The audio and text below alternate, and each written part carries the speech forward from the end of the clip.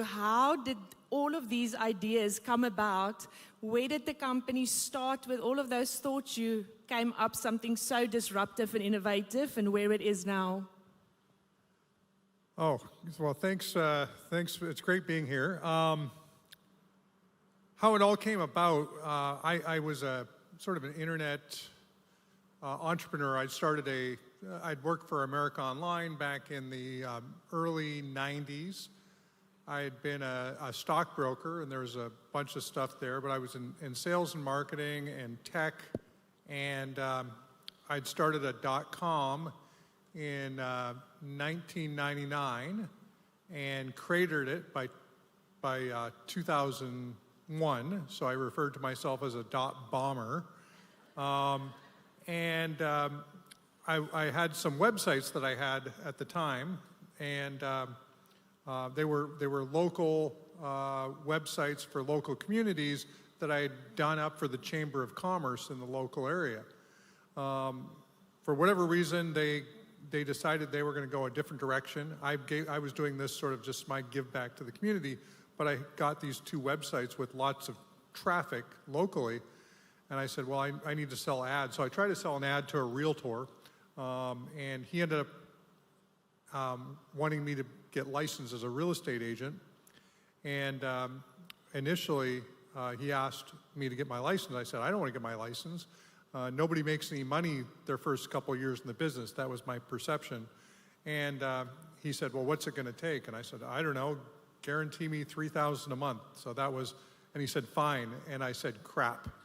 So then from there, I said, I'm an internet marketing guy.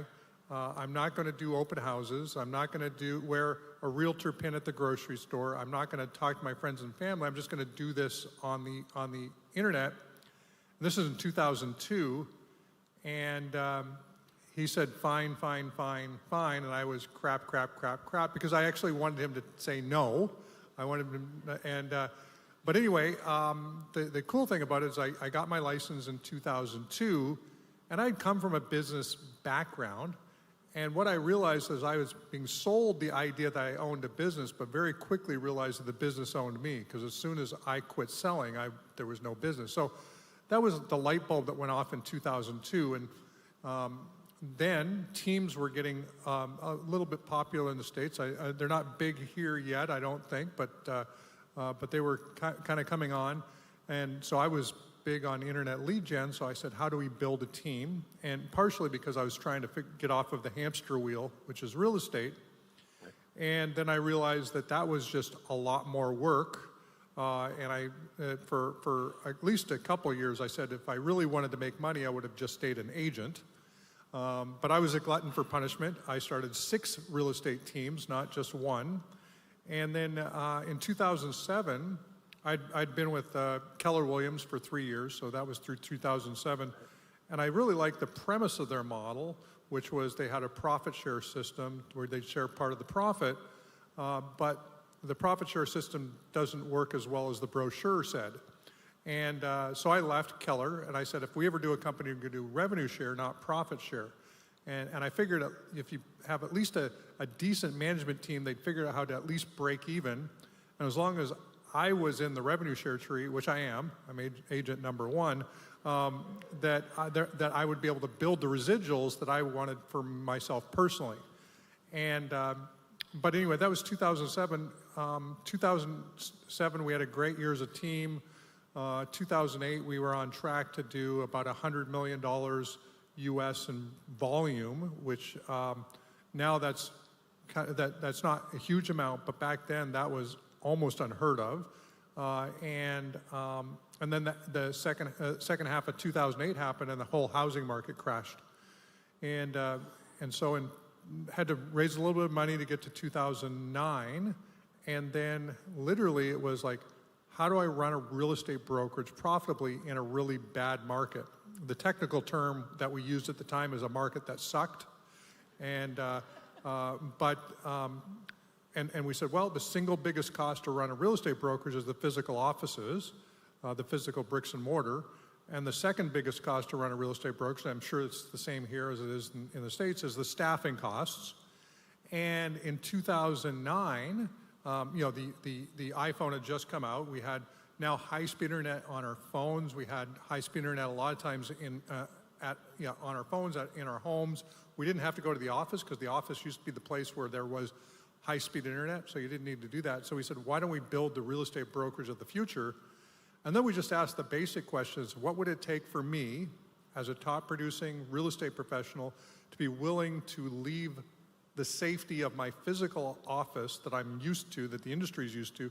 What would I need to do to make it appealing to me? And so that's when we started to look at all the ingredients. I want to earn revenue share. I want to be part of the brokerage. I want ownership. And I said, okay, all these things were important to me. Then they're probably important to enough other agents. I didn't know what percentage, but enough other agents that we could actually have a business that would actually grow. So that was kind of the original. Started with 25, 30 agents back in 2009, and we've grown a little bit since then. I would love you to speak a little bit on the culture and how agent-centric it is and what that really means for now and also for the future. Yeah, so agent-centric, I think about this whole idea that if you, there's a personal development gentleman, many of you probably heard of him. He's since passed. His name was Zig Ziglar. How many of you have heard of Zig Ziglar? Okay. So the phrase that really resonates with me is you can have anything you want in life if you just help enough other people get what they want.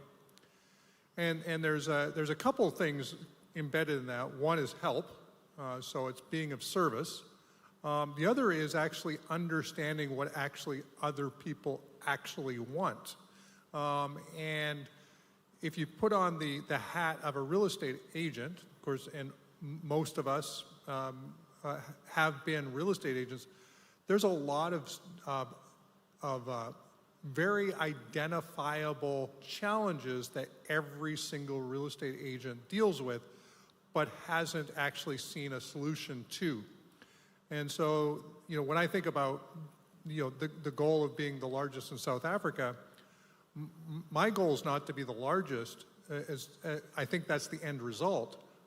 My goal is to be the most agent-centric, meaning that every decision we make is so agent-oriented that it'd be crazy not to join eXp Realty. Yeah, and we actually, I think it was back in 2016, I believe it was, we actually adopted a phrase from Jeff Bezos. Amazon talked about what he referred to as Amazon Prime, but in it, we rephrased it because we want the value proposition of eXp Realty to be so good that it'd be irresponsible to hang your license anywhere else. And so for us, it's always how do we go back and make it better? Most companies, like probably 95, 99% of real estate brokerages are all designed to maximize the profit and loss statement for the broker owner. And that means that it's not about the agent, it's about how do I make enough profit so I can go on the next vacation, I can do this, I can buy this, I can do whatever.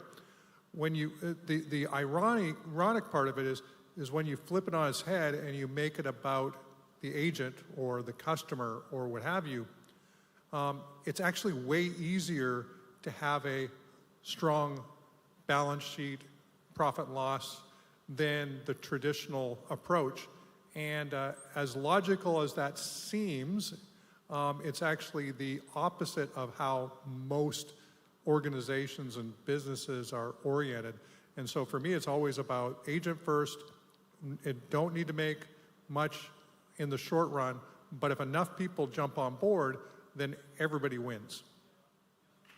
A round of applause. That is amazing.